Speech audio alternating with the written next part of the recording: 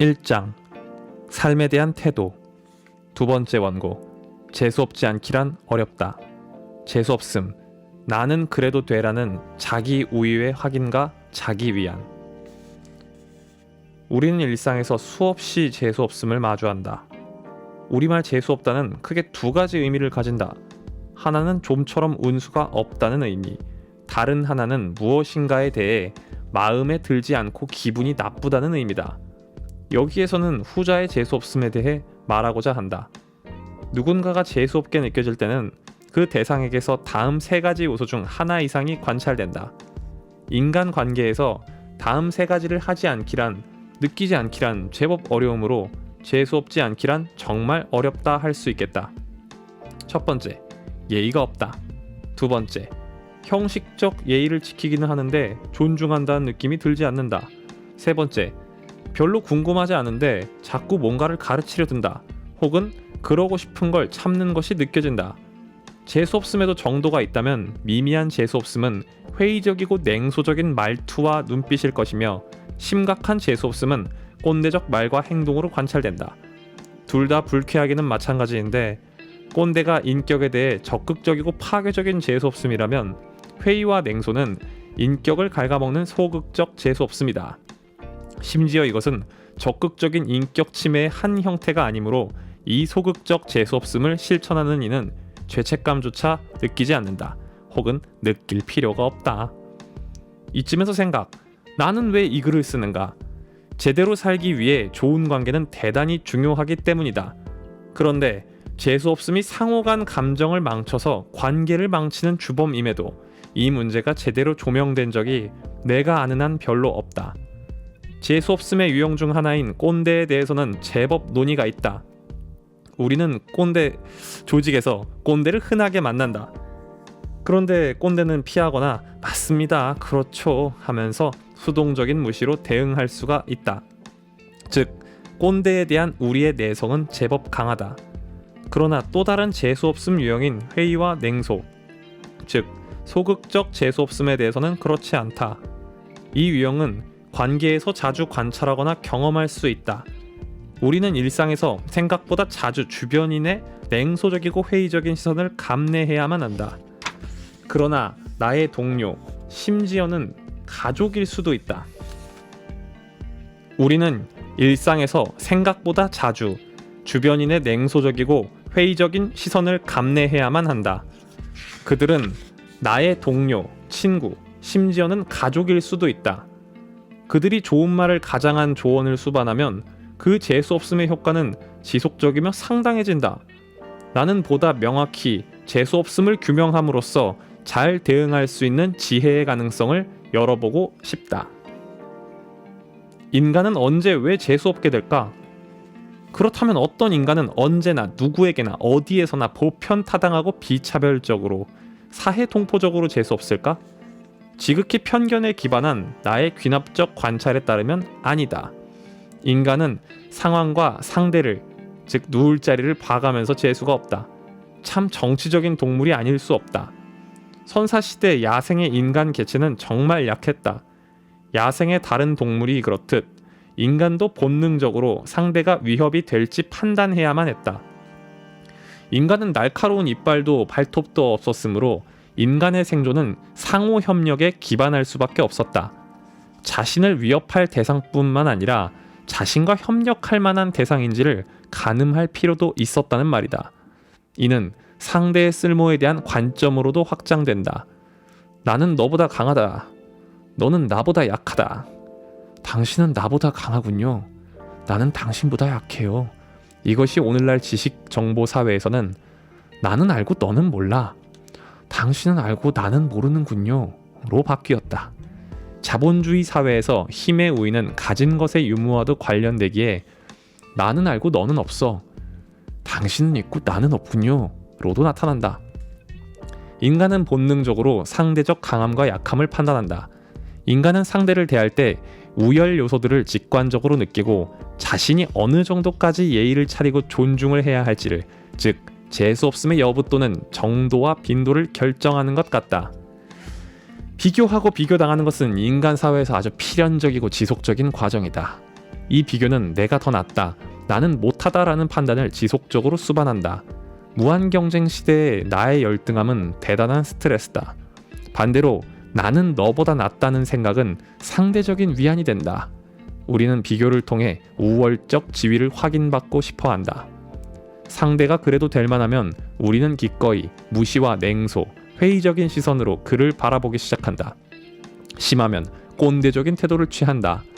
재수없음은 당신을 함부로 여겨도 된다. 당신은 내 삶에 별 영향력이 없다에 다른 말에 지나지 않는다. 나는 재수없는 이에게서 열등감과 나르시시즘을 동시에 느낀다. 그런데 나르시시즘은 자기애 아닌가?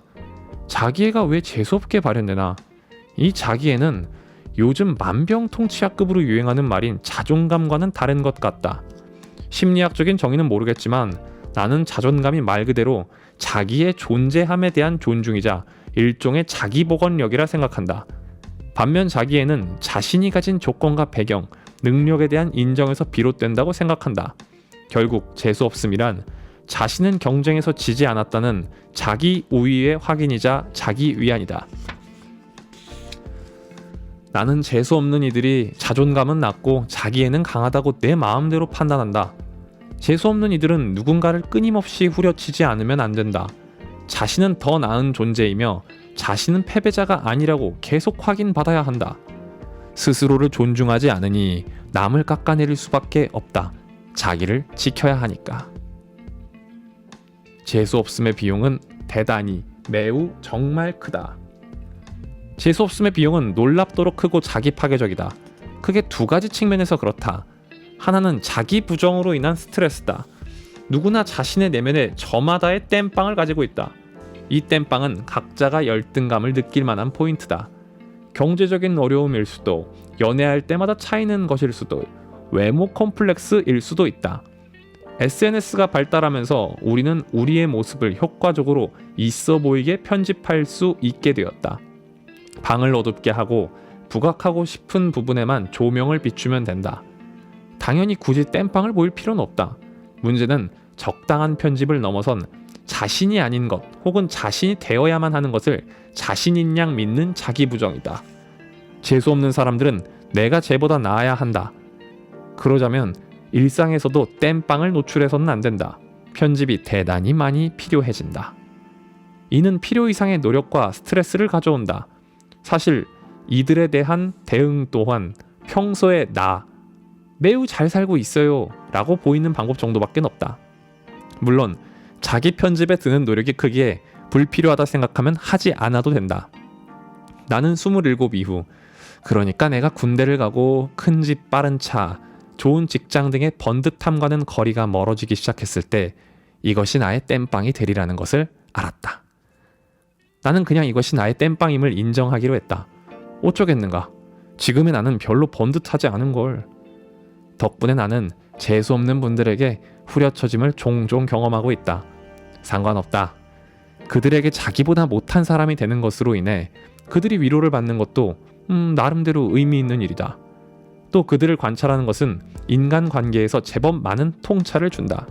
게다가 나 스스로는 나의 상황을 꽤나 긍정적으로 보고 있고 그것이 퍽 근거가 없는 것도 아니기 때문이다. 애석하게도 나는 그들의 기대보단 잘 살고 있다. 재수없음의 비용 두 번째는 지금으로서는 알 수 없는 미래의 잠재적 우호관계를 상실한다는 것이다. 재수없는 이는 남을 낮추고 자신을 높이려 하기 때문에 주변에 긍정적 에너지를 주지 못한다. 그들과의 관계는 지극히 이익균형이 맞을 때, 호혜적일 때만 성립된다. 그런데 우리는 꼰대를 잠재적 인간관계에서 믿고 거른다. 졸업하면 끝이고 퇴사하면 끝이다. 안 보면 끝인 것이다. 그렇다면 그보다 교묘하게 재수없는 회의와 냉소에 대해서는 인간은 바보가 아니다. 인간은 정서적 동물이며 거울 반응하는 존재다. 당신이 말과 행동, 눈빛에 담은 감정을 상대도 느낀다. 재수없는 이는 잠재적으로 보고 싶지 않은 사람이 된다. 재수없는 이의 냉소는 지금 별 볼 일 없는 일을 향한다. 그런데 인간의 가능성은 누구도 알 수 없다. 적어도 더 나은 삶을 살려는 의지를 가진 이는 어떤 운과 기회를 만나 어떻게 잘 될지 알 수가 없다. 나는 별 의미 없는 일을 우직히 해내던 이들이 예상 밖으로 잘 되는 경우를 너무나 많이 봤다. 만약 당신이 재수없는 사람이라면 당신이 재수없게 군 상대가 잘 되어도 당신을 보기는 할 것이다. 다만 그는 필요로 당신을 만날 것이고 당신에게 우호적이지도 선의를 보이지도 않을 것이다. 그제야 세모눈을 거둔 채 그를 볼 것인가? 재수없음은 잠재 가치를 잃게 하는 비싸고 쉬운 선택이다. 우리는 재수없을 때마다 친절과 배려를 행하는 인간성을 잃어간다. 이것은 대단한 손실이다. 관계를 지향하는 두 축이 쓸모와 매력이라면 재수없음은 후자를 누수시키거나 의미 없게 만든다. 왜 그런 사람 있지 않은가? 함께 저녁을 먹고 싶지 않은 사람. 그럼에도 재수없지 않기란 참 어렵다. 재수없음. 그것이 우열을 비교하려 하는 인간 본능에서 비롯되기는 하지만 우리는 그 본능을 거스를 수 있다. 여기 재수없는 이가 하는 생각과 행동, 그리고 재수없어지려 하는 본능을 이겨내기 위한 지침이 있다. 재수없기 위해 당신은 다음을 따르면 된다. 1. 묻지 않아도 가르치려 한다. 2. 형식적 예의만 다하거나 무례하게 꾼다. 3. 나는 알고 너는 몰라 라고 암묵적으로 생각한다. 4. 너의 능력은 별 볼 일 없구나. 가진 것이 별로 없구나 라고 진심으로 믿는다. 5. 상대에 대해 앞선 판단. 너의 발전은 거기까지다 라는 생각에 기초해 지금 상태가 지속될 것이라 믿는다. 재수없지 않으려면 당신은 다음을 따르면 된다. 1. 상대의 잠재 가치에 대해 주목한다. 2. 있는 그대로 보되 좋은 점을 크게, 나쁜 점은 작게 보려 한다. 3.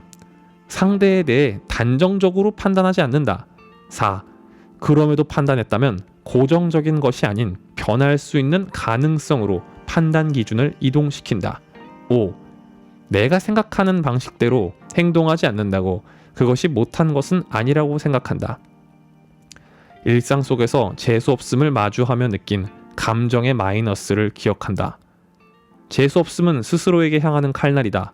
재수없음의 비용은 굉장히 크다. 재수없게 행동하는 것은 관계의 축소와 제약, 나의 가치 하락 역시 허락하는 것이다. 하지만 인간이라면 누구나 쓸모에 대해 생각한다. 어쩔 수 없다. 나도 그렇다. 나 스스로에게도 묻는다. 어쩌면 나 되게 재수없는 놈은 아닐까? 이 글은 일종의 자기다짐이다.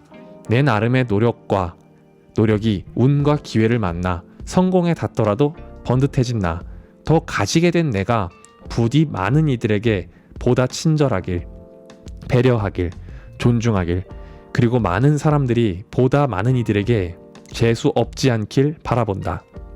그러나 그러기는 참 쉽지 않다. 재수 없지 않기란 어렵다.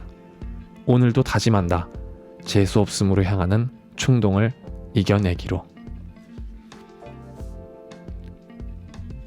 이 원고는 저에게 참 중요한 원고였는데요. 이 원고를 쓰고 처음으로 출간 제의를 받았었습니다. 어떻게 보면은 제가 그 당시에 느꼈던 감정들을 잘 표현했던 원고인 것 같기도 하고 많은 분들이 좋아해준 원고이기도 했습니다. 아무쪼록 계속해서 보이는 오디오북 이어가도록 하겠습니다. 감사합니다.